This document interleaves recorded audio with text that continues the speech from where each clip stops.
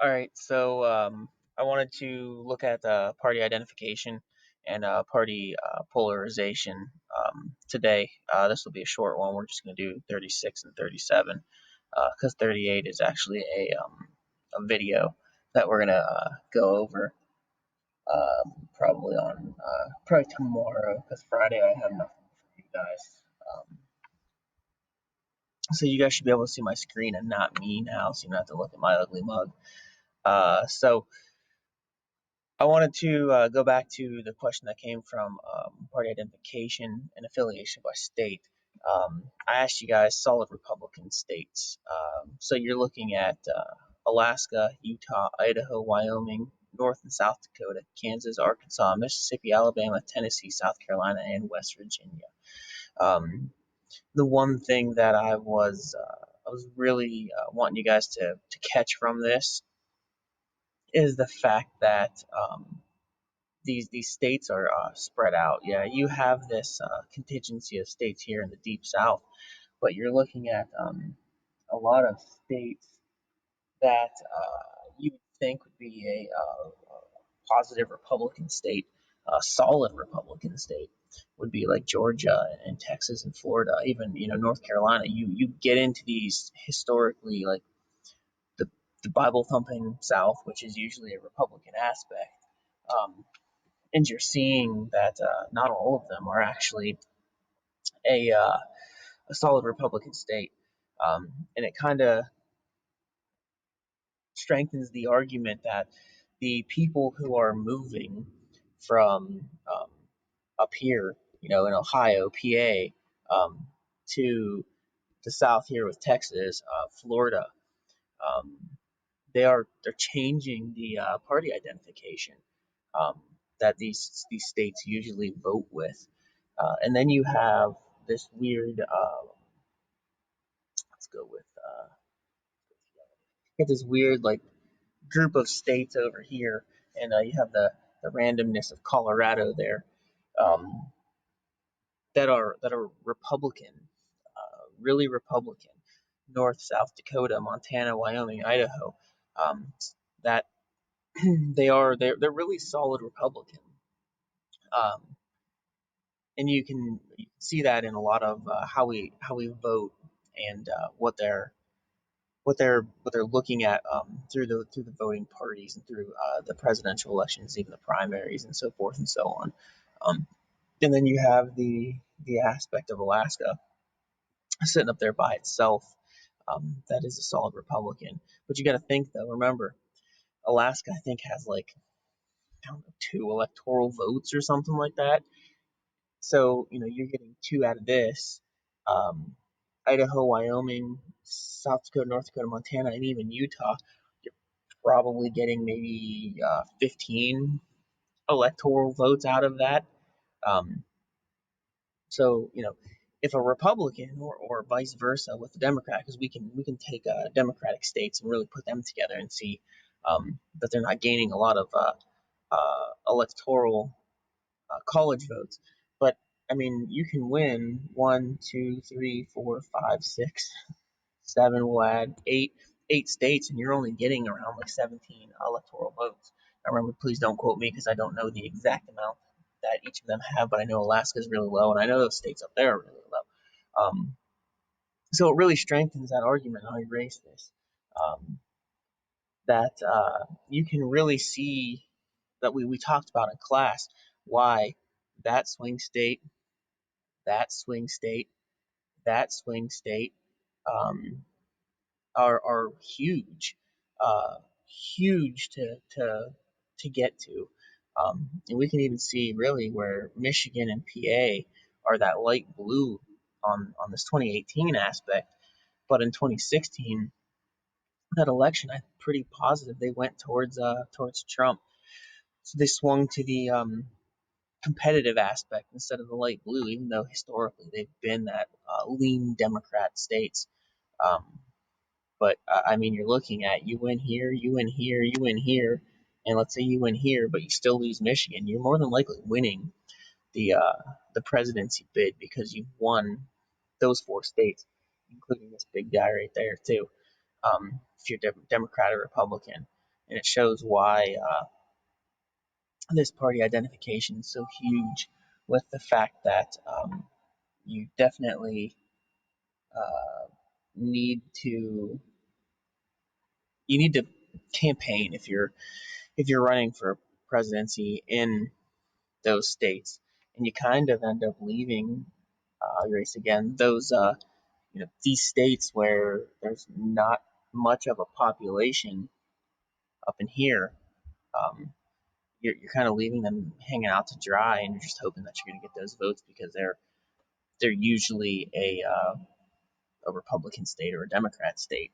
Um, so it's interesting how you can look at something like this and see how uh, how you go in between these party identification aspects.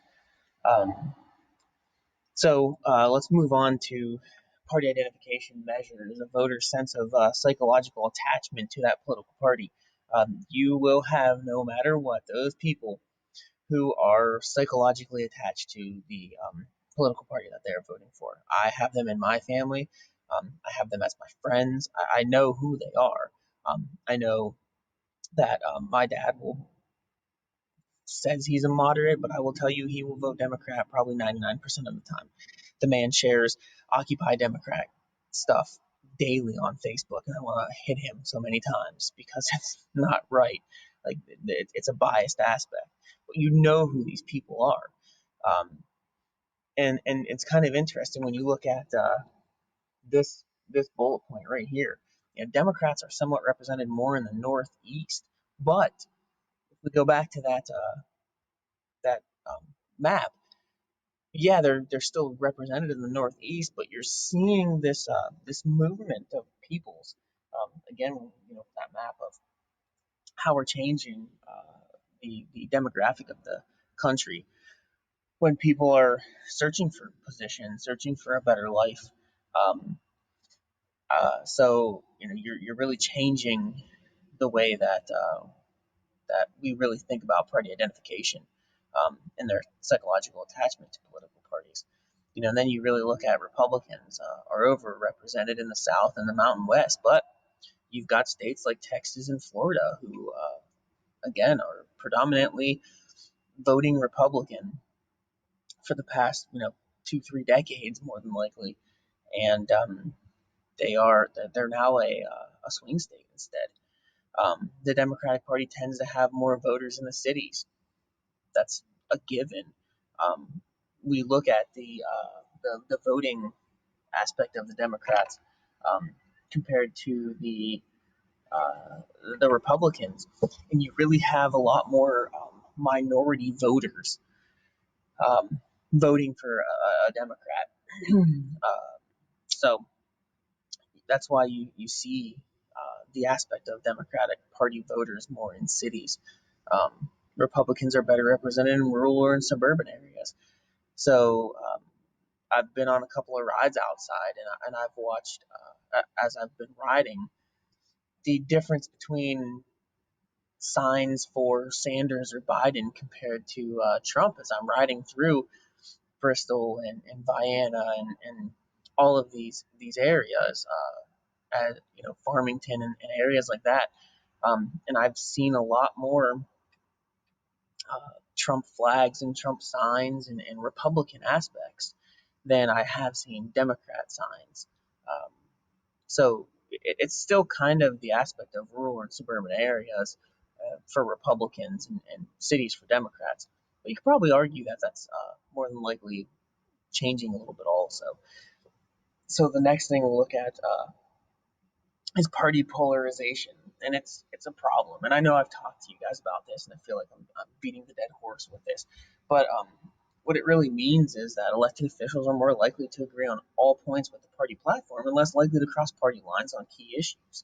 So you see people who are Republican or who are Democrat, and they stick to their party issues. They don't really cross lines ever. I mean, if ever, to have this bipartisan aspect. Um, you can see even with this coronavirus bills that have been passed, Republicans argue with Democrats. Democrats argue with Republicans about things that need to be put into them. And you know what? It's not bad that they're arguing about this stuff. But at the same time, it's kind of hard to see and to understand that sooner or later, when we kind of go back to somewhat of a normalcy, we're going to get back to voting along party lines. Um, and it really, it's going to be, I feel, and this is just my thoughts on it, uh, even more polarizing for this election coming up. You have people who are staunch Republicans, and they are going to stay staunch Republicans, and you have people who are going to stay voting for anybody that is a Democrat. Um, but remember what I was showing you guys. There's 50 some million people, and you'll see it in this line graph coming up next, that are independents, and they're really looking for something to set them to one side or the other, to one candidate or the other. When more voters become entrenched in their positions, they're more likely to vote along party lines, which means centrist or middle thinkers are less likely to have their voices heard. So it's hard with this one because you can see a lot of the past elections where centrists are kind of alienated, whether you are moderate right or moderate left, um, because we have polarized our politics even more. And to be honest with you, if Bernie Sanders would have continued to live through the not live like breathing, but live like moving forward with his presidential aspirations, the polarization of that election would have been outrageous. Um, and I'm not telling you, you're wrong for believing in Bernie Sanders or wrong for believing in Donald Trump, but when you really look at the two and what they were running for and what they stood for, um, they're really two polarizing political figures within our political system and for president, obviously. So if you have questions on party identification or party polarization, um, email me, ask me. I'll definitely do it. Or if you just want to, talk about it, that's fine. I'll set some times out for you. So the last thing we're going to look at is this right here. U.S. party identification yearly averages between 1988 and 2018, and it's a Gallup poll. And again, conducted by telephone. People might just answer to answer. Oh, excuse me. Or they might actually take this seriously. But you can see where we get this spike in Republicans and this down movement spike in Democrats and this down movement in Republicans. And that 2008 was an election year, and that was the first year of Barack Obama. So you can really see that spike in Republicans and that drop of from here. Let me highlight that too. From this drop from here to here in independents. So those independents were finding a home with Barack Obama during this time frame.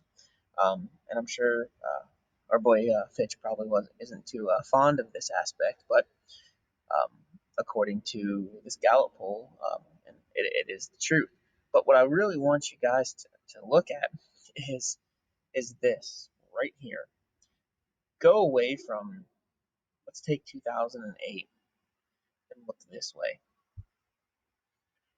Look at the amount of independents that are growing. Let's give them.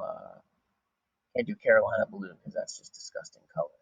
Um, so let's look at this.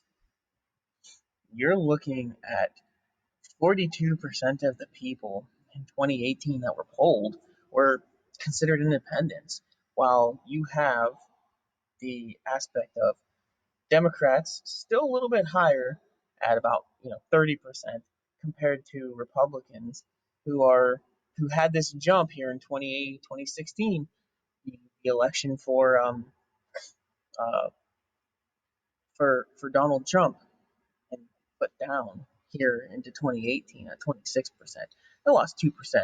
So we've really been holding steady within these two, within the about 3-4%. Um, but this spike up in here of independence is what is really going to decide our next election. Um, and you can see as we look here, um, in the election year of 2016, we go down to 39% with the independents. Uh, Within 14 to 16, within 2 years, they went up 2%. The Republicans did, and they only went up 1%. So the Republicans were gaining some of these independents, with this percentage that we were losing from 43 to 39. But then you have to look at it, though. The math doesn't add up, because that's 4%, and we're only gaining 3%. So 1% of those independents just failed to vote during that time. And that could be another big thing that comes up with this election, is the failure to vote um, during this time frame. So it'll be interesting to see how this works out, and to really look at the statistics of, let's look at between 2018 and 2020, how the the movement of independence uh, actually worked. So we only have one slide left, and that's a video. Um, I'll go over that tomorrow, and then Friday you have nothing. I'll give you a 4-day weekend to I guess calm your brains. For those of you that showed up to the chat yesterday, thank you. I think we had some good talks. It was kind of lighthearted, but still serious at the same time frame, um, where we could actually put thoughts out there, not argue with each other, and see that the verdicts of Brown and Roe and all of these things were shaping American society, and are continuing to still shape American society. So that's all I have for today. And I'm not going to ask you a question. I hope as juniors you guys can really watch this video, and do nothing after. So I'll talk to you guys tomorrow about that next video. Have a good night.